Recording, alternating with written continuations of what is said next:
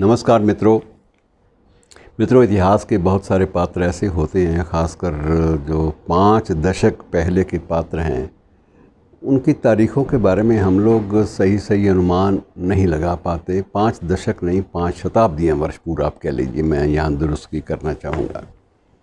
लगभग 500 वर्ष पहले जो भी पात्र इतिहास के पन्नों में दर्ज हुए, उनका कई बार उल्लेख सही हुआ, गलत हुआ, तारीखें क्या थीं, और पात्र भी काल्पनिक थे कि वास्तविक थे, ये कोई भी आज के वक्त में तय नहीं हो सकता। लेकिन जिन बातों को लेकर उन पात्रों की चर्चा रही, उनके बारे में हम बात कर लेते हैं। इनमें से एक पात्र है नूरजहाँ।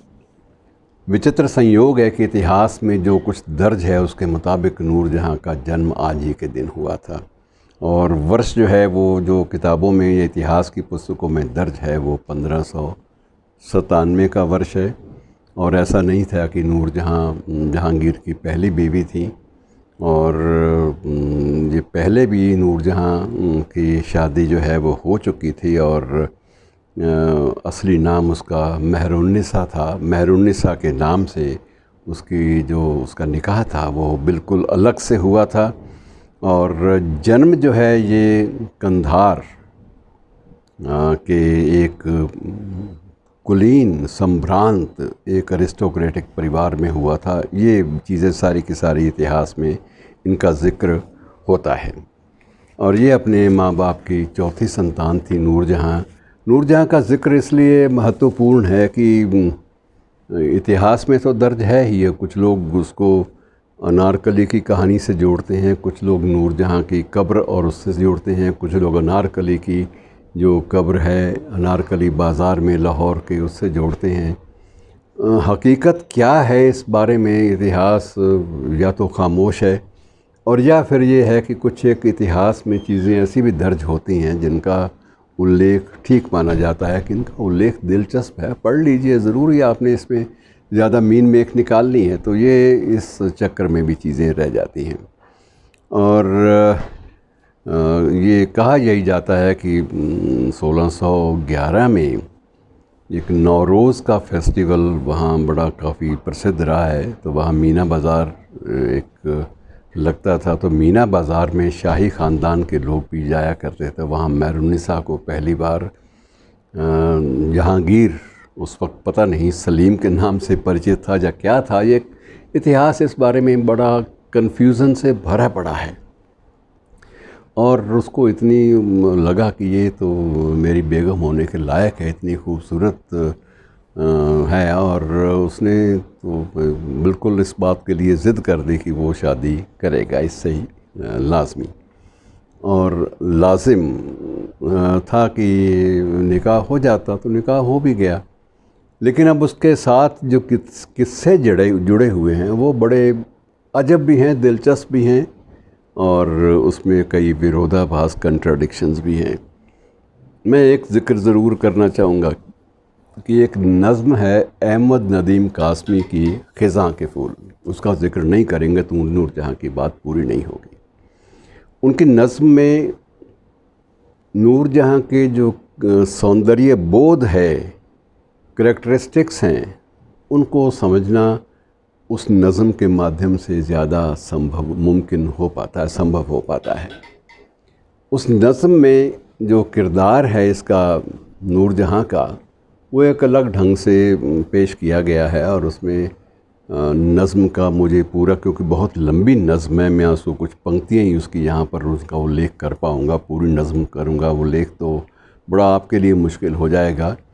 तो उसमें यह है कि एक दिन ख़िज़ां के फूल नज़्म का नाम है, पढ़ लीजिएगा, नेट पे आजकल चीज़ें मिल जाती हैं। और उसमें यह है कि नूरजहाँ का हुक्म होता है कि फूल लाओ, ख़िज़ां का मौसम है, कि फूल लाओ कि फूलों के बग़ैर मलका-ए आलम शब-ए वस्ल का ऐलान नहीं कर सकती। फूल लाओ के फूलों के बग़ैर मलका-ए आलम शब-ए वस्ल का ऐलान नहीं कर सकती। मलका-ए आलम के लबों की सुर्खी इतनी गहरी है कि हर शय पे गुमाने गुल है। अब ये शायर की भी खूबसूरती है कि उसने किस अंदाज से चीज़ों को प्रस्तुत किया है। और उसके बाद लंबी नज़्म है, बीच में ये आता है अब ख़िज़ां के मौसम में फूल कहाँ से लाए। लाए जाएं। लेकिन कारिंदे कारिंदे हैं, वो तो इनकार कर ही नहीं सकते। और उसके बाद कारिंदों ने जो फूल लेकर आए, जिस भी रूप में लेकर आए वो ले आए। और उसमें फिर कासमी साहब फरमाते हैं कि माँ बदौलत के भेजे हुए कारिंदों ने ऐन पतझड़ में बहारों का समा बांध दिया। अब नूरजहाँ जब वहाँ तशरीफ़ ले गई उस जगह जहाँ फूलों के अंबार लगे थे, तो उसके बाद उनको तो बड़ी परेशान देखा गया कि ये तो बहुत परेशान हो रही हैं, और पशेमानी भी थी उनकी और परेशानी भी थी। तो उनका पहला ये सवाल था कि माँ बदौलत हैरान हैं कि फूलों के अंबारों से महकार कहाँ गायब है। अब इसमें शायर कासमी साहब एक क्लाइमैक्स देते हैं जो अपने आप में एक मैसेज कन्वे करता है, संदेश देता है कि कोड़ों के तवातर से जो गुल खिलते हैं, कोड़ों के तवातर से जो गुल खिलते हैं, रंग दे सकते हैं, महकार नहीं दे सकते। तो ये उस वक्त की जो जहनीत शाही ख़ानदानों की होती थी, ये उसका भी ज़िक्र है। और ये बहुत एक अजीब सी दास्तान है जो एक नज़्म के माध्यम से मैंने आपके सामने प्रस्तुत की। और दूसरा जो नूरजहाँ से जुड़ा हुआ किस्सा है, वो बहुत सारे किस्से हैं, लेकिन मियाँ मीर का किस्सा भी बड़ा दिलचस्प है कि नया महल जब नूरजहाँ ने बनाया तो उनकी एक ही ज़िद थी कि बादशाह सलामत किसी तरह से यहाँ पर मियाँ मीर के अगर पैर अगर पड़ जाएं तो ये मुक़द्दस हो जाएगा, हमारा महल जो है, ये मनहूसियत इसमें से बिल्कुल गायब हो जाती है। अब जहांगीर के सामने कोई चारा नहीं था, तो उन्होंने ये लंबी चौड़ी पर्शियन की एक संवाद है, उसका ज़िक्र मैं यहाँ नहीं करूँगा। तो कारिंदे गए जब, और उसके बाद उन्होंने बताया कि बादशाह सलामत ये चाहते हैं। तो मियाँ मीर के जो कारिंदे थे जो बाहर खड़े थे दरबान, उन्होंने कहा कि इस मियाँ मीर की दरगाह में, इस दरगाह में एक तो शहनशाहों का जो प्रवेश है वो बिल्कुल उसकी मनाही है, और दूसरा उनके जो हुक्म है यहाँ नहीं चलते, यहाँ सिर्फ हुक्म उसका अल्लाह मियाँ का चलता है। बहरहाल कारिंदों ने बताया कि उनके कारिंदे मियाँ मीर साहब के ये फरमाते हैं कि हजूर आपको खुद ही जाना पड़ेगा, वरना वो आने वाले नहीं हैं।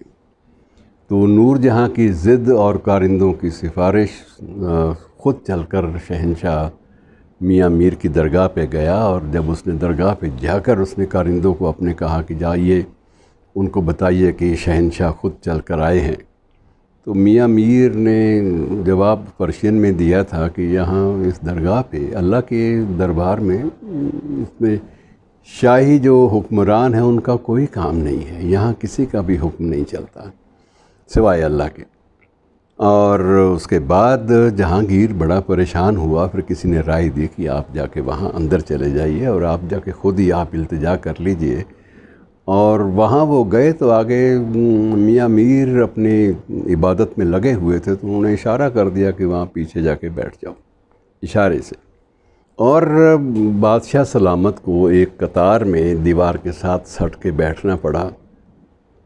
और जब इबादत से फारिग हुए मियाँ साहब, तो उस वक्त ये था कि एक गरीब आया आगे, पहले सबसे पहले वो आ गया कि मैं तो हुजूर छोटी सी इल्तिजा लेके आया हूँ कि मेरी ये जो खेती की जो कमाई है, इसका ये पहला जो मुझे कमाई हुई है, ये मैं आपकी खिदमत में पेश करना चाहता हूँ और आप इसे स्वीकार कीजिए। तो मियाँ साहब का ये हुक्म था, भाई ये तो मुझे तो इसकी ज़रूरत नहीं है, ये सामने बैठे हैं लोग, इनके सामने जाओ और पूछ लो, जो ज़रूरतमंद है उसको दे दो। तो वो एक एक करके सबके सामने गया, किसी ने भी कबूल नहीं किया कि यहाँ आने के बाद तो इन चीज़ों की कोई अहमियत नहीं रह जाती, ये हमें भी कबूल नहीं है, ज़रूरत ही नहीं है। वो फिर लौटा कि महाराज क्या करूँ मियाँ साहब, कोई भी लेने को तैयार नहीं। उन्होंने कहा ये कोने में एक बैठा है आदमी, ये ज़रूरतमंद है, इसको जाके दे आओ। तो उसने कहा हुजूर वो तो बड़ा आलीशान कपड़ों में है, कोई शाही ख़ानदान का लगता है, तो वो उसको क्या ज़रूरतमंद, कैसे आप उसको कह रहे हो। मियाँ साहब ने कहा बात यह है कि इसके पास सब कुछ है, दरबार है, सल्तनत है, हाथी हैं, घोड़े हैं, फिर भी इस शख्स की हवस नहीं मिटती, और ये कितना ज़रूरतमंद है, मुझे लगता है, इसलिए मैंने उसको आगे आने का मौका नहीं दिया। तुम जाओ और उसे वो पेश कर दो।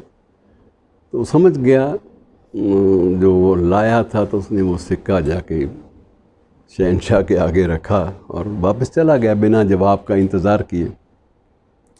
तो जहांगीर को उस वक्त ये समझ में आ गया कि मैं गलत जगह पे गलत तरीके से मैं आया हूँ और इस इबादत गाह में जो है वो मेरा दौरा नहीं चलता। और ये एक किस्सा इसलिए ज़रूरी है कि ये सारी की सारी चीज़ें नूर जहाँ की एक ज़िद से जुड़ी हुई हैं कि उनके पाँव वहाँ पर पड़ने चाहिए नए महल में। और जब जहांगीर ने वापस लौट कर नूर जहाँ को बताया तो नूर जहाँ ने यही बात कही कि ये लाजिम है कि आपसे कहीं ना कहीं चूक हुई होगी, वरना वो तो बहुत मेहरबान शख्स हैं।